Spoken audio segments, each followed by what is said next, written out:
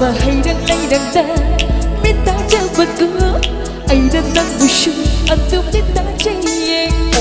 thập môi xe cha kia hay cá kia hay mấy khu hoa cà đây đang đi sắc tấm gì đây đừng suy mang xuống tóc ta đây tóc băng coi hành tinh đây anh tóc quay nhanh hành tinh đây vì đang cơ hát cơ bắt đi anh đi cùng mang người đây đang tóc coi xe lên đây đang bước xuống ta đã đắc lối anh tu anh đây cần đi anh đi đâu đến đây người đi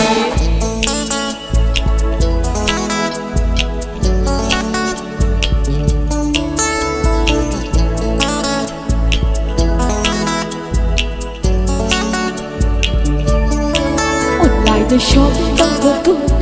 booking tao vẫn cứ ai đang nắng buổi trưa lấy tôi đi thôi vì đã khắp tao vẫn cứ nông sinh ra vẫn cứ ai đang nắng buổi trưa em đang nắng xin chạy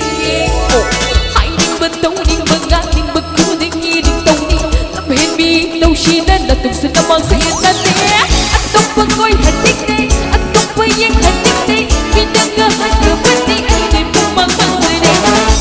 quay xe lên đi đang bước xuống ta đã đắc lối anh tu anh tới càng đi ai đi đừng cô tới đây tôi đi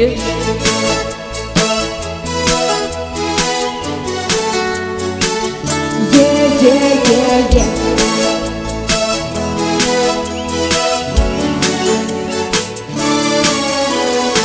thắp môi che cha kia hay cá đi hay mây khu hoa đi đang kia sắc tấm gì đây đừng suy mang sự tâm dư đây tóc băng coi hành tinh đi anh tóc quay nhanh hành tinh đi vì đang cơ hát cửa bắt đi ai đi cùng mang rồi đây đang tóc quay xe lên đi đang bước xuống ta đã đắc lối anh tu anh tới càng đi ai đi đang ngồi nơi tôi đi anh tóc băng coi hành tinh đi anh tóc quay nhanh hành tinh đi vì đang cơ hát cửa bắt đi ai đi cùng mang rồi đây đang tóc quay xe lên đi đang bước xuống ta đã đắc lối anh tu anh tới càng đi ai đi đang ngồi nơi tôi đi. Thank you. Ani subay-say ko doon sige. Isa-isa. Arang mo saksiran, tapos saksiran tayo, please. Tasing